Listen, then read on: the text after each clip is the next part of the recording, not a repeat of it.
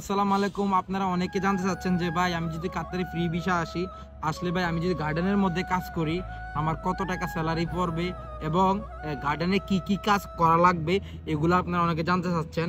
তার জন্য আজকের এই ভিডিওটা।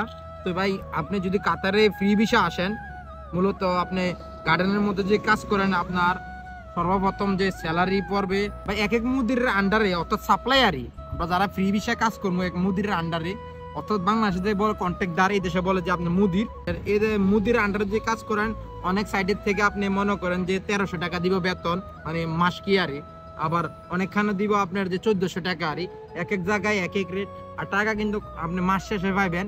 আবার কিছু কিছু জায়গায় দেখা যায় আপনার একটু টাকাটা পাইতে সময় লাগে, কারণ এটি তো কোম্পানি সাপ্লাই সিস্টেম, একটু লেট হয় আর এরকম। আর ডিউটি বেসিক্যালি আপনার 8 ঘন্টা হয়, এর মধ্যে কোথাও আবার টানা ডিউটি হয়, আবার কোথাও আপনার দেখা গেছে যে আধা ঘন্টা বা ঘন্টার মতন এরকম ব্রেক দেয়। আবার কোনো কোনো ইয়াতে আপনার মুদির আন্ডারে কাজ করলে ব্রেকও দেয় না।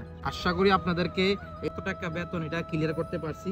কাজের বিষয়টা হচ্ছে যে আপনারা অনেকে বলতেছেন কি কি কাজ করা লাগে, কাজগুলা কি আরে দেখেন। এই জায়গায় গাছ আছে আর এই জায়গায় গাছ না, কিন্তু এই জায়গায় গাছ ছিল, এই জায়গার গাছগুলো যখন খারাপ হয়ে গেছে এগুলো আমার মেশিন দিয়ে কাইটা তুলে নিতে হয়েছে।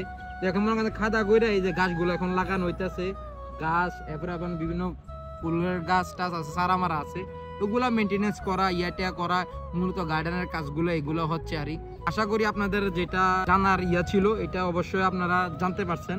পরবর্তী আরো এরকম ধরনের কোনো যে আপডেট জানতে চান বা অবশ্যই কমেন্ট করবেন, আমি চেষ্টা করবো আমার সাধ্য অনুযায়ী যে আপনাদেরকে বলার জন্য।